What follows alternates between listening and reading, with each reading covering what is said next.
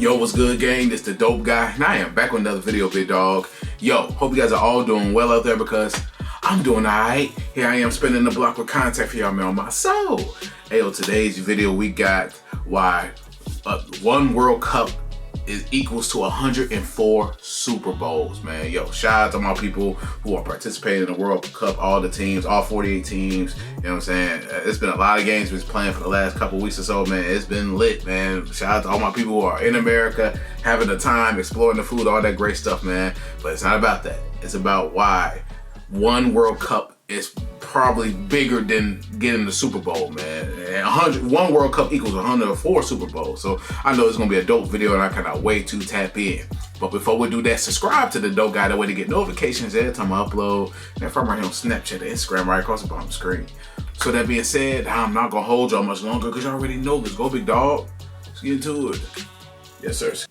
What would you say is bigger, the Super Bowl or the World Cup final? The Super Bowl. You know, the fan base is bigger. It's the gladiator sport. I don't know why, bro. Shout out to bro, but I don't know why he just get on here and lied and said that the fan base is bigger during the Super Bowl than the World Cup. He is out of pocket. That means he's not tapped in. I'm sorry, y'all. The brother's not tapped in. He ain't. No, he's not. Of the current day. This is the toughest game. This is the hardest game you'll ever play. I would say the Super Bowl. Get hit by a bus at 30 miles an hour is different than kicking a ball into a net. Whenever Wow. a clip like this goes viral, you just know the comments will be brutal. You're damn For right. me, it's the perfect ground to make fun of American This is why they get on our. This is why they talk crazy about us, man, because of these weak ass comments, bro. These weak ass statements that people be saying on camera, bro. I would never say that because it's not true. It's not true, dog. Sports fans. The truth is, to football fans around the world, the comparison feels laughable. How can a single American event even come close to the biggest They sporting can't. spectacle in the world? They can't, This bro. debate has been around for a while, but this year it feels a little different. Because only a few months after Super Bowl 60, the World Cup will also take place in the US, so the discourse is back Oh, again, man, bigger than ever. But from a purely statistical point of view, there really is no debate. The World not. Cup blows the Super Bowl out of the water. Facts. So despite all that, why does the World Cup pale in comparison to the Super Bowl for American audiences? What do the numbers really say? And are the two sporting worlds finally learning from each other? This is Football Explained. Let's go.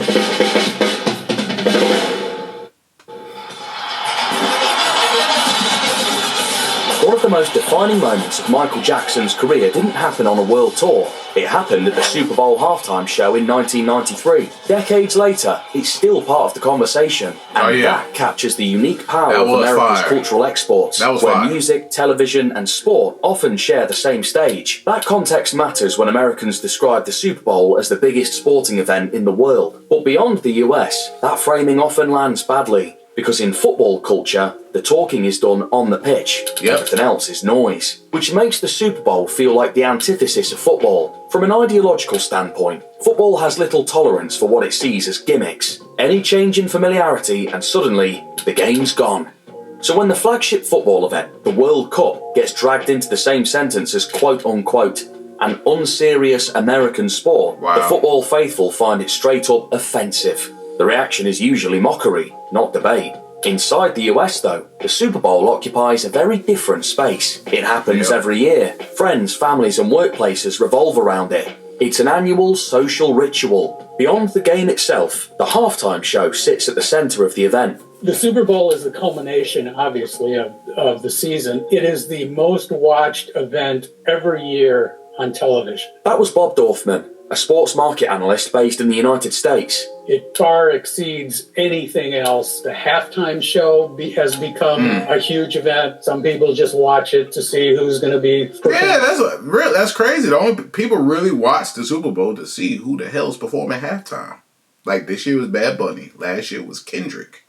I think the year before was Usher. You know, people really get in tune for what they see during halftime show, man. Because this year, shout out to Bad Bunny. Halftime show was better than the damn Super Bowl game. The game was boring as hell. It was shout out to the Seahawks for winning, but it was boring as hell, man. Wicked. At halftime. While football fans obsess over jersey drops, the NFL world speculates for months about which artist will headline halftime, and music is only half the story. Yep. TV commercials are the other half of the equation. Yep. The interesting thing is that people don't just watch it for the game; they watch it for the commercials. It's kind of the one event where people don't turn off the commercials. Yep. It's become part of the show. Super Bowl ads are treated less like because you're paying a lot of money to get a commercial slot during the Super Bowl. I'm talking about hundreds of thousands of dollars. Probably more. Probably up in the millions, maybe, to get a commercial slot. Interruptions, and more like premieres. Favorite traditions this time of year are Super Bowl commercial kickoff. Every year, we bring you a first look at the commercials that everybody's going to be talking about. So, first up, Pepsi. Their ad this year features a soda-loving Polar You're not the only one, but this can be heavy. A 30-second commercial during Super Bowl 60 costs about $8 million on average. Some companies could go on to pay $10 million or more. In comparison, football's continuous format leaves little room for in-game commercials. Again, apples and oranges here, but the advertising revenue for football is far less concentrated and far less lucrative than the Super Bowls. These ads, like the halftime shows themselves, have become cultural landmarks, not just in America, but globally. In fact, the attention of Super Bowl is so lucrative that the halftime artists don't even get paid for their performances. Yeah, I heard, bro. They don't get paid for that. I think it's crazy, man. But hey, it is what it is. Despite all of this spectacle, the World Cup still eclipses the Super Bowl by a long shot. We'll get to the numbers shortly, but in early 2025, FIFA President Gianni Infantino threw fuel on the fire with a comparison that didn't go down well at all. Was this part of the plan in expanding it to give some of these nations the opportunity to have that moment, to have that celebration? Well, 100%. The World Cup next year, the FIFA World Cup, Canada, Mexico, United States. As you said, 104 matches, 104 Super Bowls, actually, in 1 month here. This was Gianni Infantino's attempt to explain the scale of the World Cup to an American audience, that with 104 matches in the tournament, each one is effectively a Super Bowl level event. But is that really a fair comparison? Before the numbers, one quick clarification. When people say World Cup finals, they usually mean the entire tournament. Yeah. The final, singular, is just the last match. And that distinction matters when numbers enter the picture. The only true comparison you can make is the World Cup final versus the Super Bowl. Obviously, the World Cup is a series of matches. The Super Bowl is one match. But if you look at the final of the World Cup versus the final of the Super Bowl, the World Cup viewership is 10 times, dwarfs the Super Bowl in terms of importance and viewership. Let's take a look at the top 5 most watched games in Qatar 2022. Argentina versus France in the World Cup final drew an average live audience of 570.8 million people. Sheesh. These are not cumulative totals. These are people watching the same match at the same time. Now compare that to the Super Bowl. Super Bowl 59 averaged 127.7 million viewers in the United States. With a population of 342 million, that means over 37% of the country was tuned into a single game. Watching this shit. So, it makes sense why the Super Bowl feels enormous inside America. But globally, in 2022, the world's population stood at roughly 8 billion. That means close to 7% of the entire planet watched the World Cup final live. Let that sit for a second. 7% of the entire planet. There's no real comparison when you go head to head. But this is where context matters. The World Cup happens once every 4 years, whereas the Super Bowl happens every year. I think what Infantino is doing is adding up the viewership of every World Cup game and comparing that to the one Super Bowl. That does not make sense. But to say that it's 104 times is ridiculous. Super Bowl figures are measured as average minute audiences within the US, and they spike sharply around halftime. One event spreads attention across a month, every 4 years. The other concentrates it into a single night, every year. That also explains why not every World Cup match carries equal weight. Group games don't pull final level audiences, and that doesn't diminish the tournament. It shows how scale distributes itself across several matches. In the NFL, even regular season games can rival or exceed many World Cup group stage audiences. A Thanksgiving game alone can reach nearly 40 million viewers inside the US. So perhaps the Champions League final is a fairer comparison, where the numbers are slightly closer, and comparing it to every World Cup match moves the story in the other direction. If anything, These numbers clarify what each event is designed to do. The World Cup maximises reach. The Super Bowl maximises concentration. Once that distinction is clear, the question shifts. And while the rest of the world keeps arguing about which is bigger, the sports organisations are playing a much bigger game. Yeah. With the World Cup just months away, we're creating the most Which is going on right now. World Cup is going on right now. premium content we've ever made. A dedicated World Cup docuseries, exclusive deep dives you won't see anywhere else, a members-only newsletter, and a few secret projects. If you want to be ahead of everyone else, sign up today using the link. It's completely free to sign up. It will give you early access to our videos straight away. Just premium football storytelling straight to you. By signing up, you're directly supporting the content you're watching. Thank Shout out to them. The link to the original video will be down in my description box below, so make sure you tap in and subscribe. you for being part of it. We'll see you on the other side. Now, back to the video. Sure, these are two very different sports, but the more interesting story is what they've both figured out along the way, that the best outcome is borrowing from one another. And over the past decade, especially in recent years, that's exactly what's been happening.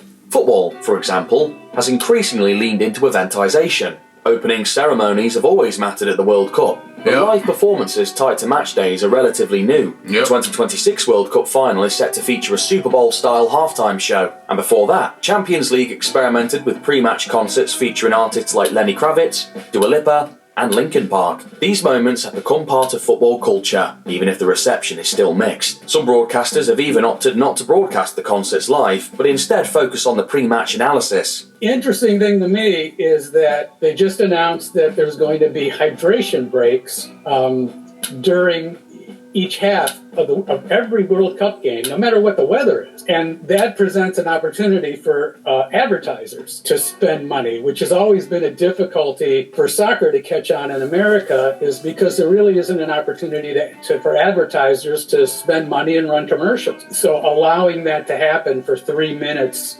sort of turning the World Cup, instead of halves, turning it into quarters, which makes it more like a football game. You know that all the advertisers, everybody who wants to sponsor World Cup games here is loving that they can buy time and run ads and influence people and build their audience. The NFL, on the other hand, has been looking outward. It's actively pushing the sport beyond the United States to globalise it, something football has been doing for over a century. Because I realized recently the NFL is starting to play games overseas. They're starting to play games in London and it's another place I forgot they played at, but they're definitely they're definitely trying to expand their brand globally. Man. Years ago, it wasn't never like that.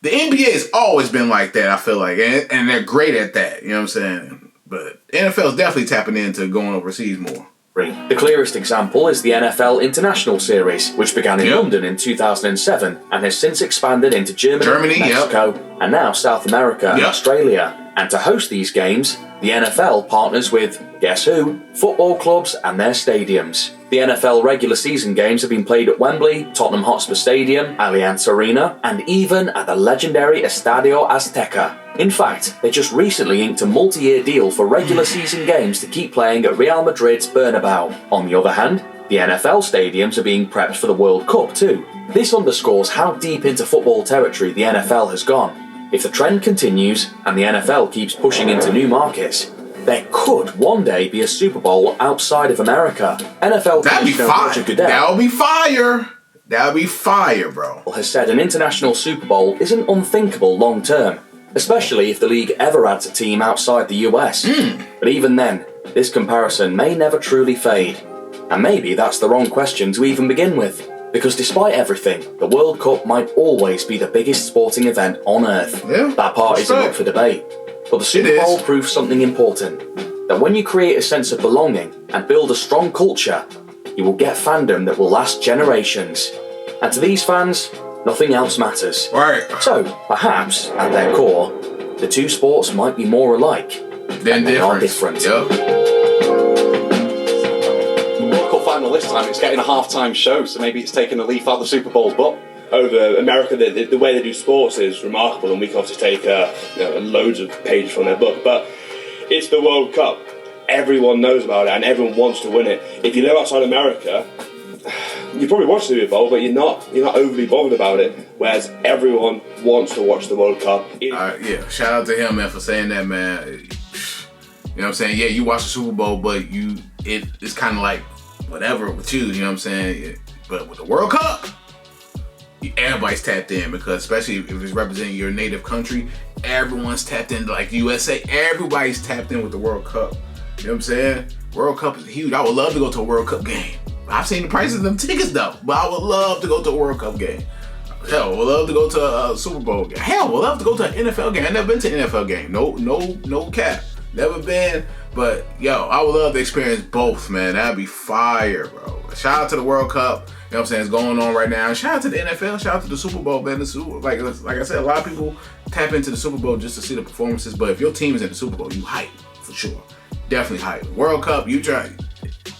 World Cup is lit. The crowd, everybody taps in. The viewership is out of this world, man. It is crazy, but it's super dope, man. Shout out to both sports, man. I'm tapped in. You already know the vibes. Shout out to my people. Everybody who has teams, including USA, who is tapped into the World Cup, doing their thing in the World Cup. Much love, respect. You know what I'm saying? So it's super dope, man. Just seeing all the people just gather here in the States. You know what I'm saying? Just watching their teams do their thing, man. It's super dope to see, man, for real, for real. But yo, I hope you enjoyed the reaction to this video. If you enjoyed my reaction, please give me a thumbs up. Subscribe to the Dope Guy Big Dog. Hit the notification bell whenever I upload. From right here on Snapchat and Instagram, right across the bottom screen. Any of the videos you may check out, please comment to this video, my other videos. Likes and comments on all my videos to help grow the channel, help with the algorithm for sure. Any of the videos you may check out, please leave a comment in the comment section below. Now I got y'all. I'm gonna spin the block. But yeah, man, this is the Dope Guy, and I am out. Yes, sir.